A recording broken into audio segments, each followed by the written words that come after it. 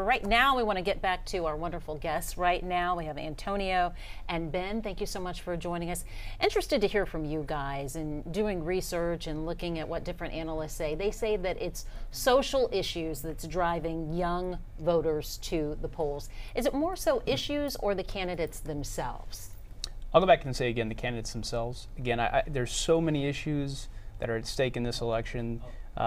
Certainly with the Brett Kavanaugh hearings, that caused a lot of emotion. A lot more voters, I think, came out after the end result of that of those hearings. But I still go back to it's the candidates that engage with young voters, that engage with any type of voter, and the way in which they engage. That's what drives people to the polls, and that's what gets new voters out.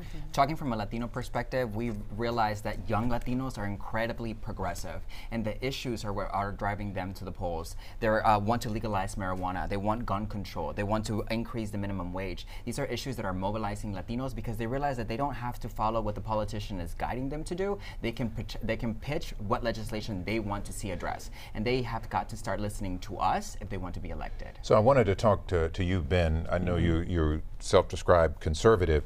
There are themes that Texas conservatives have stuck to and they have really driven home in the political ads. I think of Lieutenant Governor Dan Patrick sitting on a porch saying the liberals want to take our guns and they want open borders. Does that resonate with you? Yes. I mean, I think those issues drive a lot of people to the polls. And more than anything, they are fundamentally important to the message of a conservative. But I do think that the conservative message can't get kind of soundbited into a few lines. There are so much more that we offer, so many innovative things that we're trying to do at the state level, federal level, and certainly here locally, those that may not be Republicans, but they have conservative views. So I mean, I think it's hard to take the label of an advertisement on television and use that as a synopsis in for 30 the entire seconds, right? the entire party. But that's what candidates try and do in these ads, is they try and break it down to a couple of themes that resonate with people. I think they try more than anything to paint a difference amongst themselves and their opponent.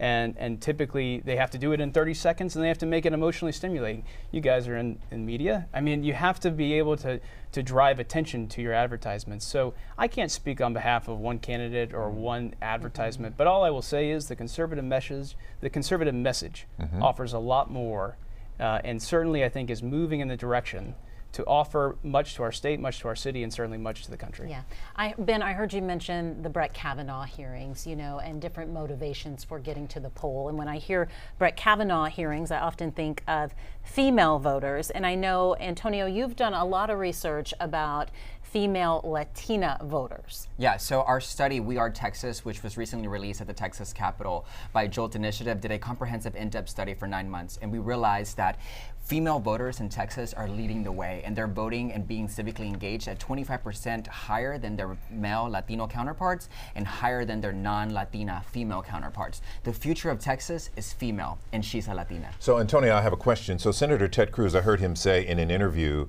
that the national media would have you believe that Latinos are all liberal. That clearly is not the case. What do you say to that? Latinos are increasingly progressive, though. We have to identify the issues that I just talked about are increasingly progressive. There might be a generational gap between older Latinos that are more religious and perhaps don't identify with some of the issues like LGBTQ rights, etc. But the youth, the Latino youth, are realizing that the future is progressive, and that's what we're mobilizing I towards. think that's interesting. So you're talking about, you know, young voters who are more liberal. Let's talk about young voters who are more conservative. Do you think there's a gap there as well, Ben, between young conservatives and older conservatives? I do. I've been fighting for this for a long time. It's not easy. I mean, I think the Republican Party has had a messaging problem for a long time, certainly to younger voters. And I think we've had two questions about what drives young people, and I just keep going back to it's the candidates. And I don't know if we'll be able to kind of drive the right message. And it goes back to your last question about the sound bites and what does the conservative message really stand for until you drive younger members of our party to run for office. What I'm really proud of in this election, what we're seeing tonight, is a lot of young people that where they are running and they're winning. And they're female, they're male, they're Latino, they're Latina.